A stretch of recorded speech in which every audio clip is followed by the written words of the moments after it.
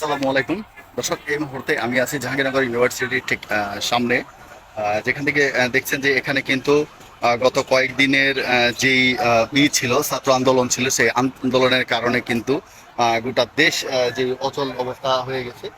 সেখানে সেই পরিস্থিতিকে ঠান্ডা করার জন্য কিন্তু অলরেডি এখানে আমরা দেখছি যে প্রচুর পরিমাণে বিজিবি পুলিশ সদস্য কিন্তু এখানে উপস্থিত আছে, এবং পাশাপাশি আমরা দেখছি যে এখানে কিন্তু একজন ম্যাজিস্ট্রেট অলরেডি চলে আসছেন।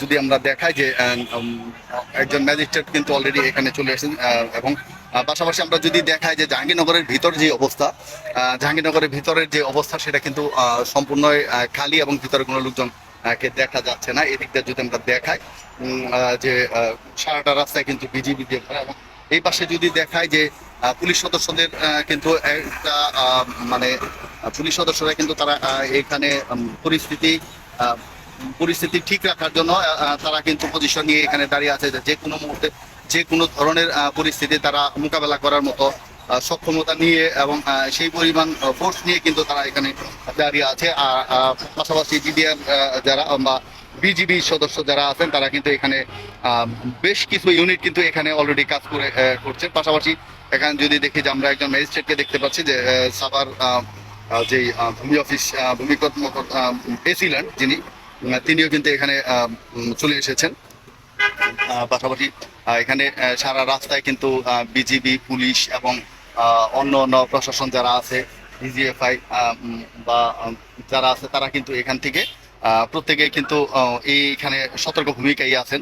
যে যার মতো অবস্থায় কিন্তু এখানে দাঁড়িয়ে আছেন। আমরা যদি এখানে দেখাই যে পুলিশের যে আমরা জানতে চাইবো যে এখানে যারা যে আছেন, আমরা যদি এখানে দেখাই যে এখানে কিন্তু পুলিশ সদস্যরা এখানে তাদের একটি বলয় তৈরি করে আছেন। পাশাপাশি আরো যদি দেখায় যে ওই পাশে কিন্তু কিছু র্যাব সদস্য দেখা যাচ্ছে, যে র্যাব সদস্যরা তারাও কিন্তু সামনে এগিয়ে আছে, অপেক্ষায় আছেন যে কোনো ধরনের সমস্যার সমাধানের কল্পে কিন্তু তারা আছেন। এবং আমরা যদি দেখি এখানে পুলিশের একজন ঊর্ধ্বতন কর্মকর্তা তিনিও আছেন এখানে।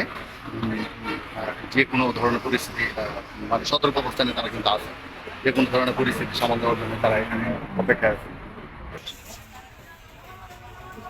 এই হচ্ছে জাহাঙ্গীরনগর ইউনিভার্সিটির মূল ফটকের সামনে কিন্তু দেখছি যে কিছু কয়েকটা র্যাবের গাড়ি আছে, কিছু সংবাদ মাধ্যম কর্মীরা আছে, এবং পাশাপাশি এখানে যদি আমি দেখা যে তারা হয়তো কোনো একটা পরিকল্পনা নিয়ে তারা ভিতরে যাওয়ার জন্য হয়তো একটা ব্যবস্থা নিয়েই কিন্তু তারা এখানে উপস্থিত হয়েছে, প্রত্যেকে উপস্থিত হয়েছে।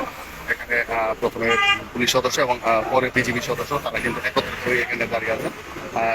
সেক্ষেত্রে এখানে কিন্তু আমি বারবার বলে রাখছি যে এখানে কিন্তু র্যাব পুলিশ বিডিআর পাশাপাশি এখানে কিন্তু একজন ম্যাজিস্ট্রেট সহকারে এখানে চলে আসছেন যে কোনো পরিস্থিতি সামাল দেওয়ার জন্য।